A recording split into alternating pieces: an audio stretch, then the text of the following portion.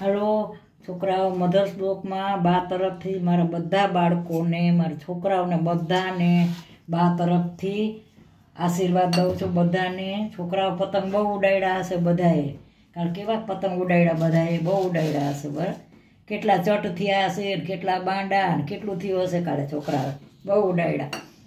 છોકરાઓ, આજે હું રસોઈમાં જો બટેકાનું શાક બનાવું છું. બટેકાનું શાક ગામડામાં મારી મમ્મી બનાવતી ને, હું એવી રીતે બનાવું છું. મારી મમ્મી બનાવતી એવી રીતે. આ છાલવાળું બટેકાનું શાક છે. જો આ નકરા બટેકાનું બનાવું છું. સાંજની રસોઈ છે. અડધા ભાજી પાઉં જમવા ગયા છે. ભાજી પાઉં અડધા. અને બા એ 2 જણા ઘરે છે. અમે, હું તો ભાજી પાઉં નથી ખાતી. 2 જણા છે એટલે ઘરે બટેકાનું શાક બનાવું છું અને ભાખરી. અને જો આ લસણ છે, જો આ લસણ છે, આ લસણ નાખ્યું. હવે આ લાલ મરચું મારી વાડીમાં ઉતરું. જો મારા કુંડામાં હતું ને, લાલ મરચું કુંડામાં મેં ઉતાર્યા હતા કાલે. હવે જો લાલ મરચાંની ચટણી અમારી મમ્મી આવી રીતે ગામડામાં બનાવતી ને, હું એવી જ રીતે બનાવું છું. સરસ. આજે બટેકાનું શાક આજે ખાસ બનાવું છું. હું રાહ જોતી હતી કે આવો સમય આવે ને, તો કારણ કે છોકરાઓ ખાઈને ન ખાય, લસણવાળું બટેકાનું શાક નથી ખાતા. એટલે લસણ છે અને લાલ મરચાંની ચટણી. હવે આને હું ખોખરું કરી નાખીશ. અને અહીંયા મેં તેલ મૂકી દીધો છે. જો હમણાં હું આ અધકચરું જ ખાંડવાનું. આની બહુ ચટણી નહીં બનાવવાની.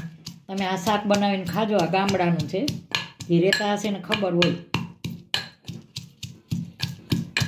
અમે નાનકડા હતા ને, અમે શેરડી બહુ જ ખાતા. અમારે શેરડી ગામડામાં ગોળ બનતો હોય ને, ગામડામાં ગરમ ગરમ ગોળ બનતો હોય તો અમે ગોળે ખાવા જતા વાડીઓમાં. ગોળ જો આમ એક બાજુ મશીન ચાલુ હોય, એક બાજુ શેરડી પીલાતી હોય ને એનો રસ નીકળતો હોય, ને એક બાજુ તાવડા, મોટા મોટા તાવડા ખેતરમાં વાડીમાં.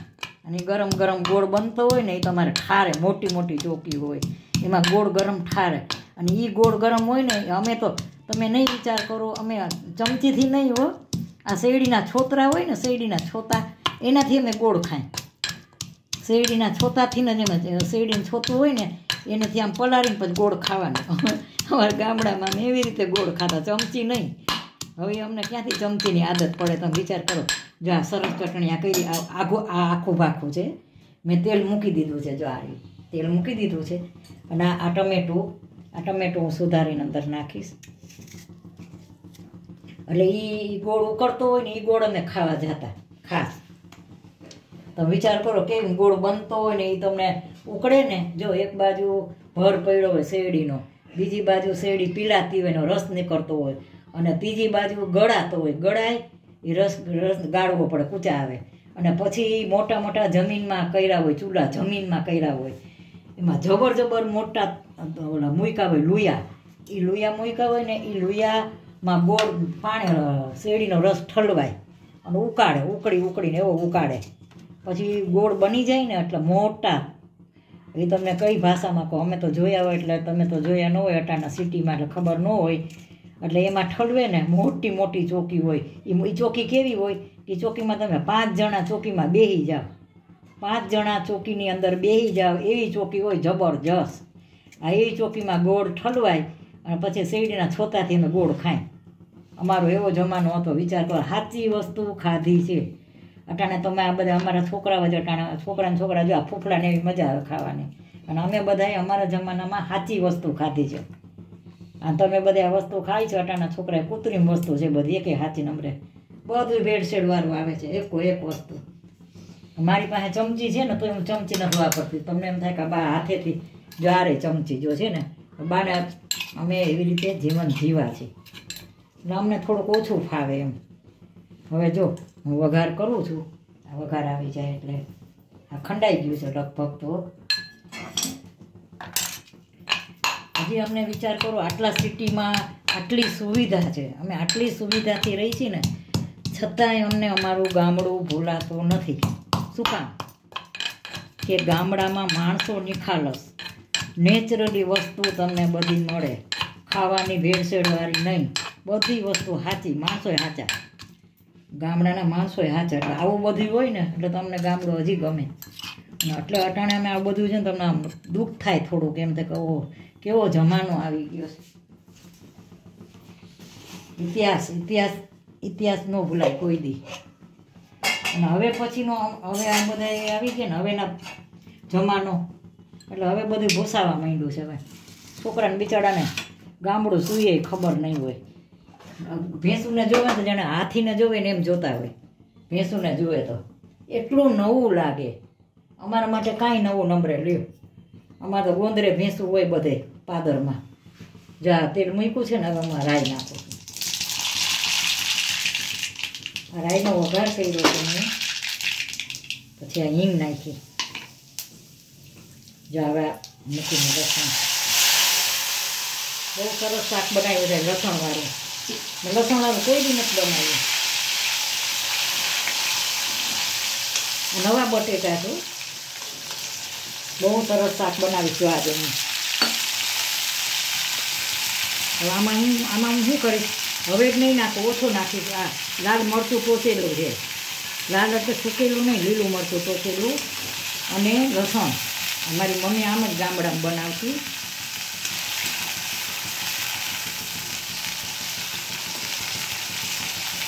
ચા સરસ. હવે હું મસાલો એક કરી લઉં. જ્યાં ટમેટા નાખીશું.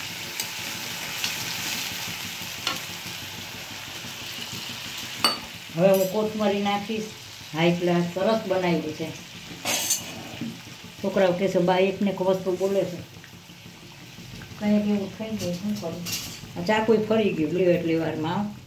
હવે આ ચાકુ તો મને ફાવતું નથી, ઓછું ફાવે છે. ઓલું આગું પાછું થઈ ગયું જરાક. હવે જો આ સરસ થઈ ગયું. હું આમાં મસાલા કરીશ. હવે જો આ મીઠું નાખ્યું, આ વેડ નાખ્યું,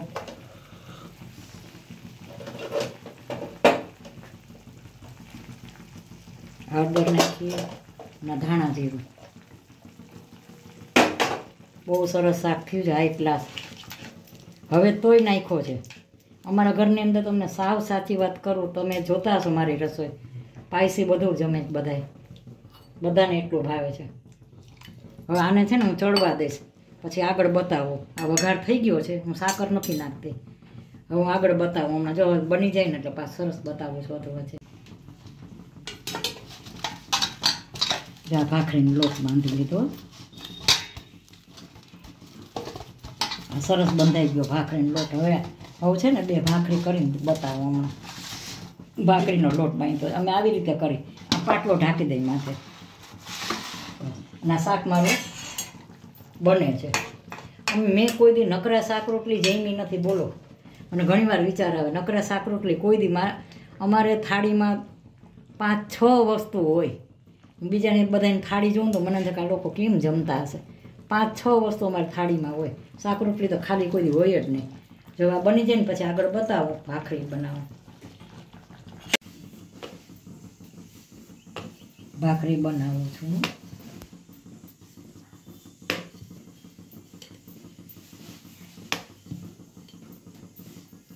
હવે આ બધા તળ્યું છું બધું એવું હવે નીકળું છે. અમારા વખતમાં તો ઢોસા બનાવે ને એવી રીતે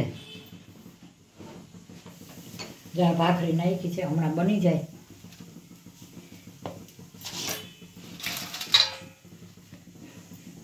અમારા જમાનાની વાત કરવા જ મારે રસોઈ થોડીક ઓછી છે ને એટલે વાત કરું છું. ગામડાની મારી યાદગીરી.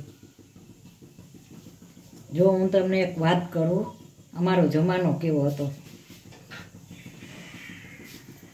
હું લગ્ન કરીને આવી ને, હવે અમારા જમાનામાં એવું હતું કે તમે બહાર જતા હો ને તો તમારી સામે તમને તમારા સાસરા સામા મળે કે તમને કોઈ જેઠ તમારા સામા મળે, કોઈ પણ તમારા જેઠ કે સાસરા કે ફુવાજી કે કોઈ પણ સામા મળે ને તો તમારે એના સામું જવાનું નહીં. તમારે એના સામું નહીં જવાનું, પણ તમારે ત્યાં ઊભું રહી જવાનું. તમારે જે ગામડાના હશે ને એ જો અમારી ઉંમરના હશે ને તો એને ખબર હશે. તમારે દાખલા તરીકે તમારા સાસરા સામેથી આવે છે ને તો તમારે તરત વાં વળી જવાનું, પાછળ વળીને ઊભો રહી જવાનું. પાછળ વળી જવાનું, તમારા સાસરા દાખલા તરીકે સામેથી આવે છે કે તમારા જેઠ આવે છે તો એનો સામો આડું નહીં ઉતરવાનું, આડું ઉતરવાનું નહીં. ત્યાં ને ત્યાં તમારે વાહ વળી જવાનું, પાછળ વળી લાજ કાઢી અને ઊભું રહી જવાનું, લાજ કાઢવાની, લાજ કાઢીને ઊભું રહી જવાનું. અને પહેલાંના જમાનામાં એવું હતું કે તમારે નણદોયાની લાજ કાઢવી પડે. મારી મમ્મી, હું સાસરે આવી ને તો મારી મમ્મીએ મને શીખવાડ્યું હતું. મારા મોટા બેન હતા ને એને શીખવાડ્યું હતું. માવતર તો દીકરીને શીખામણ દે ને કે તારે બધાની લાજ કાઢવાની. એ લોકો ન કઢાવે તો બીજા નંબરની વાત છે, પણ તારે તો લાજ કાઢવાની જ એમ. હવે મા બાપ સારી શીખામણ દે. દીકરી હોશિયાર હોય ને તો મા બાપનું સારું દેખાય. દીકરી સાસરે જાય ને દીકરી હોશિયાર હોય એટલે પહેલાં એમ જ કે ક્યાં ગામની દીકરી છે, આનું મોસાળ કયું છે. અમારા જમાનામાં પહેલાં મોસાળ જોતા.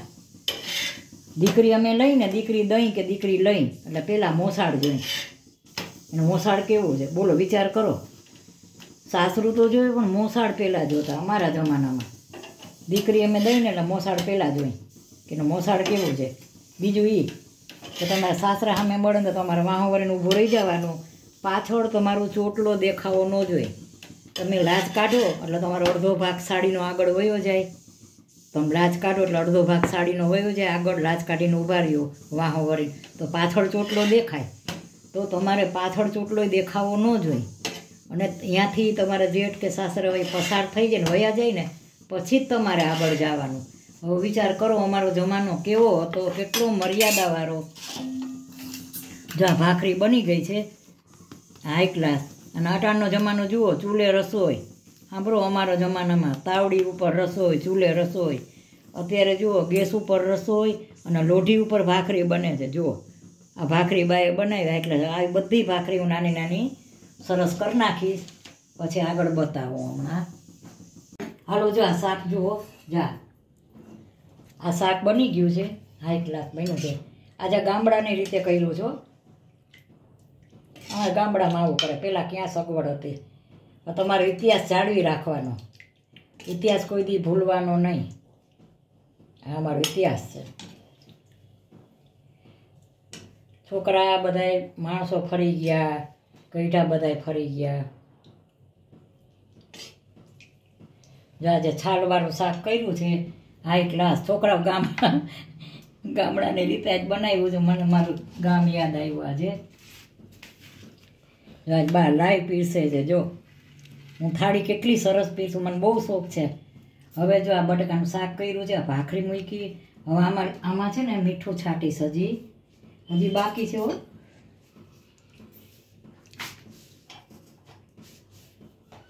જો આમાં મીઠું છાંટ્યું. હવે આ મરચાં છે ને